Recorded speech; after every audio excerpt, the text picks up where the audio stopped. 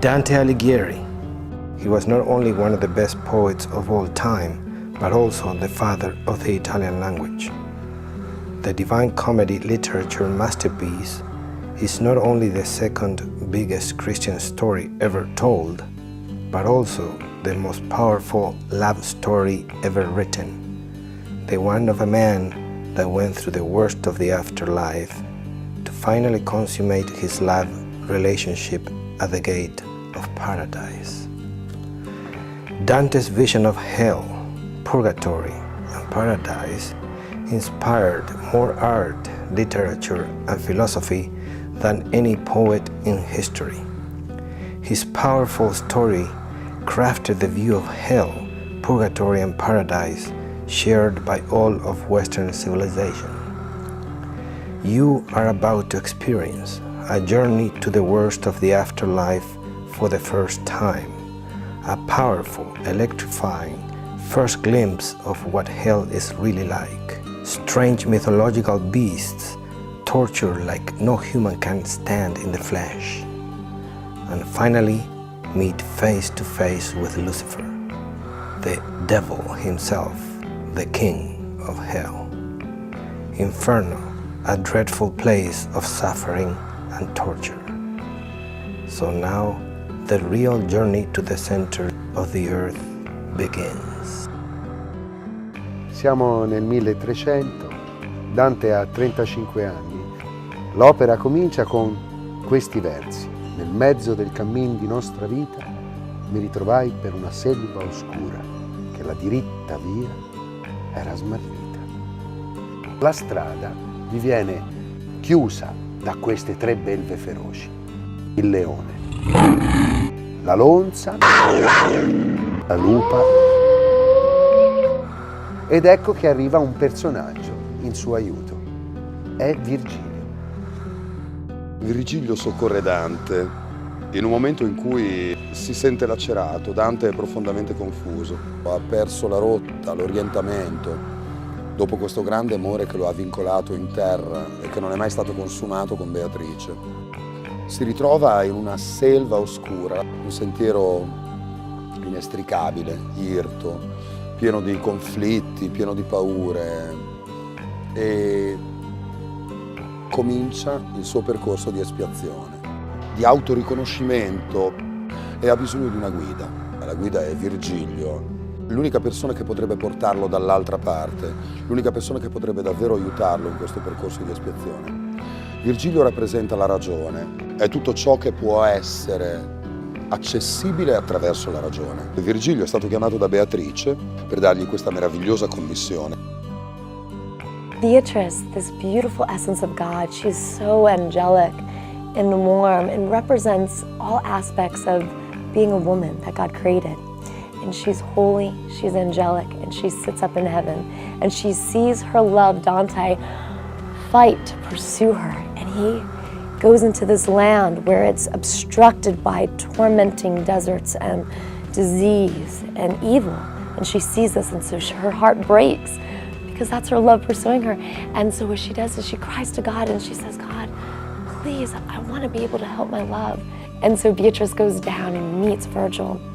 And Virgil is taken back by this beautiful essence coming through the sky. And I mean, he's never seen anything like this before, because he's in a place of torment where it talks about the burning and the smells are so painful.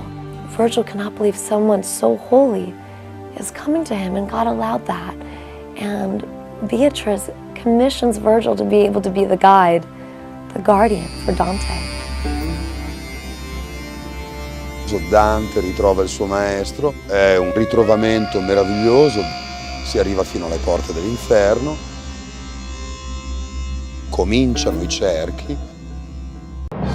The 9 circles of hell: limbo, lust, gluttony, avarice, wrath, heresy, violence, fraud, treason.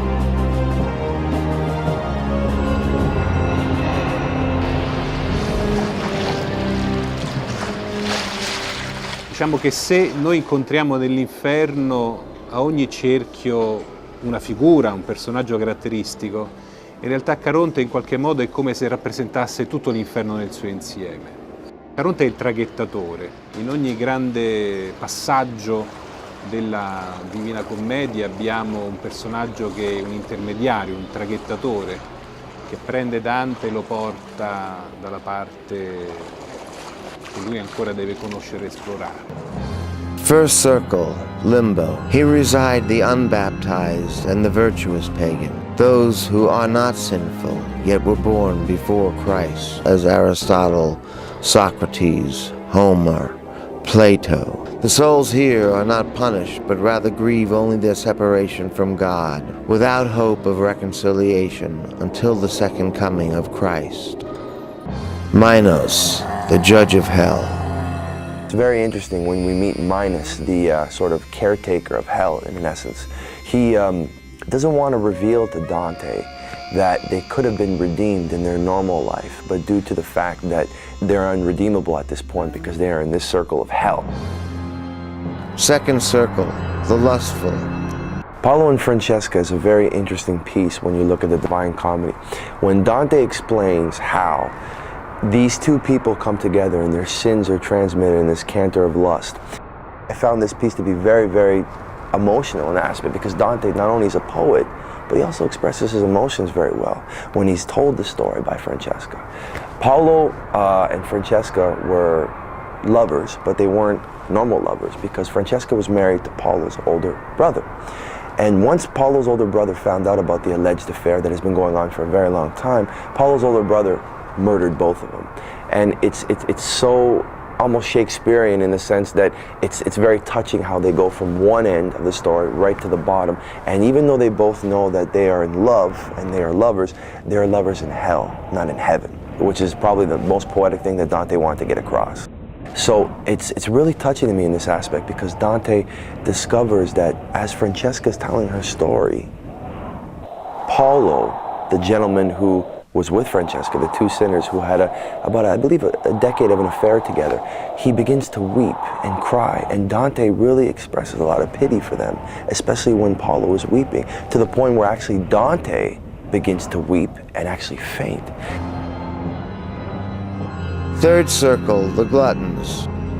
Dante tells us that although there are much greater punishments, the most unpleasant punishment of all is suffered by the gluttons in the third circle of hell. The gluttons committed the sin of gluttony, attaching an almost godlike sensation to food and wine which they consumed in excess when they were alive. The gluttons have no corporal body, rather they're the most spirit-like of all the tormented souls in hell. They must spend their days stuck in the mud and the mire and pummeled by an unceasing foul-smelling rain.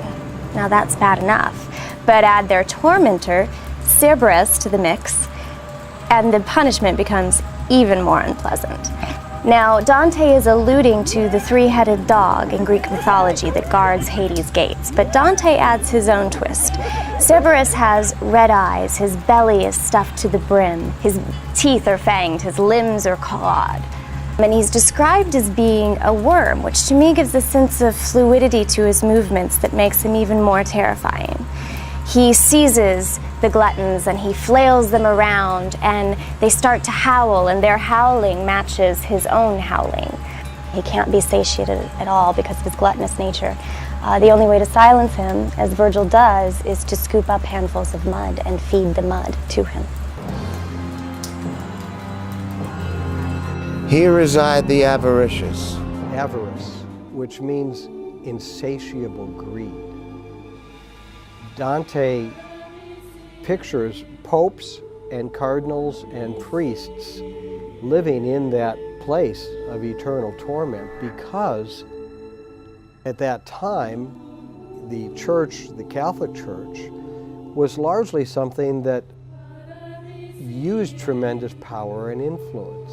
The early popes and their mistresses and the money and power they wielded as they sought to use their armies to conquer different parts of Europe in order to gain more power, more money, and more influence. So apparently it was against that backdrop that Dante was writing, where he saw these people using incredible power to feed their insatiable greed their avarice, their desire to have more.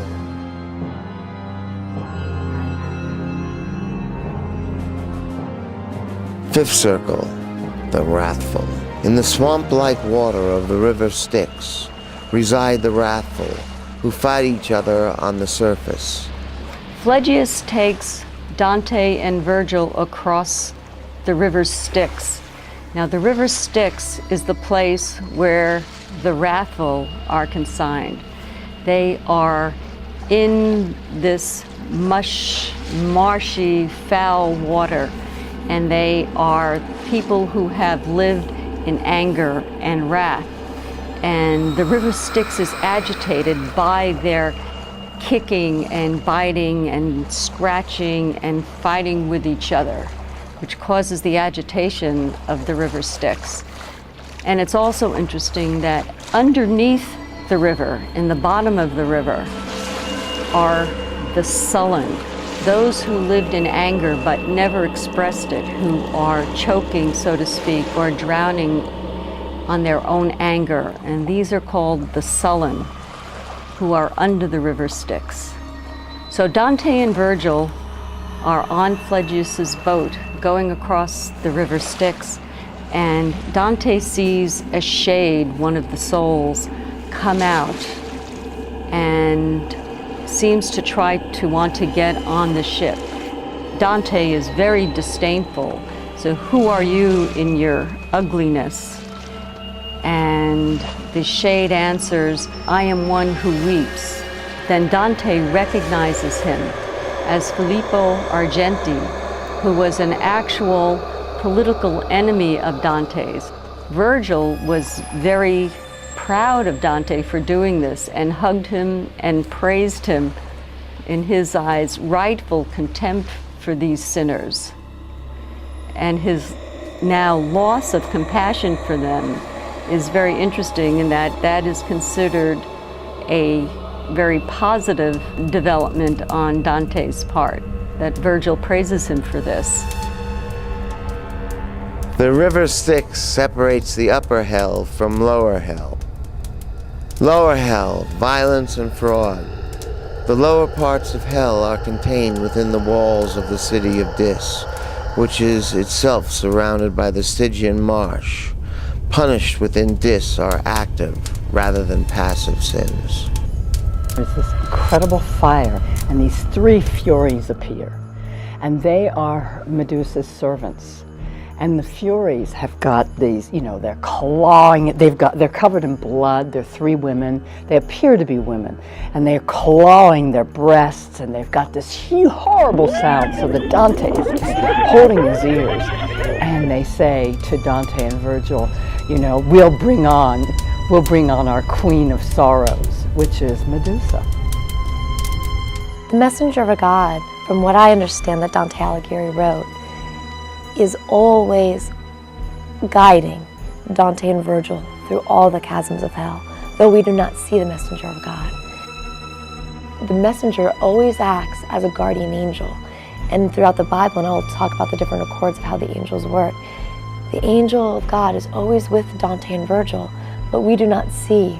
The angels do not manifest themselves until it is absolutely necessary.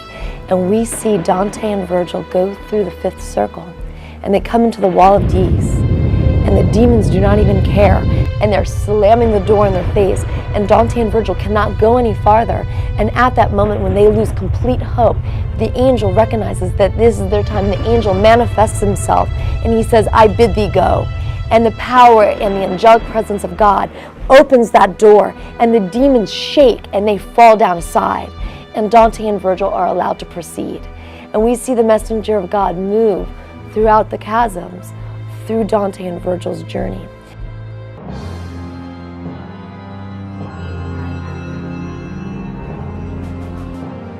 Sixth circle. Here reside the heretics. In Circle 6 of Inferno, it's essentially heresy. There is a statement, che l'anima col corpo morta famo. It means who makes with the body dead the soul. So when the body dies, the soul is dead too. And those who are in Circle six of hell, Dante sees them. It's not that he puts them there, it's almost he observes a condition or a degree of degradation, of immortality.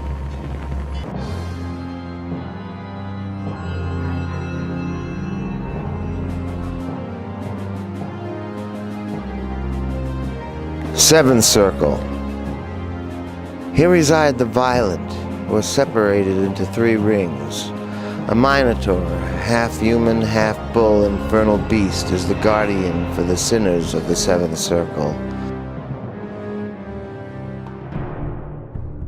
When Dante and Virgil enter the outer ring of the seventh circle, they come upon a river of blood, boiling blood, and they are met there by a centaur named Chiron.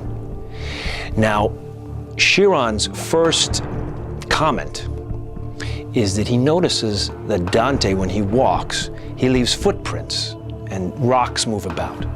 So he says to Virgil that that man must be of the living, because he actually can move things here in this place. At which point, Virgil explains to him Dante's story and why he is, in fact, there. And the centaur then guides them to another centaur named Nessus. And Nessus is to bring them across the river at the shallowest point. Now, in this boiling river of blood are souls who committed murder in their time or shed the blood of another. And as they get closer to the shallow part of the river, Dante looks around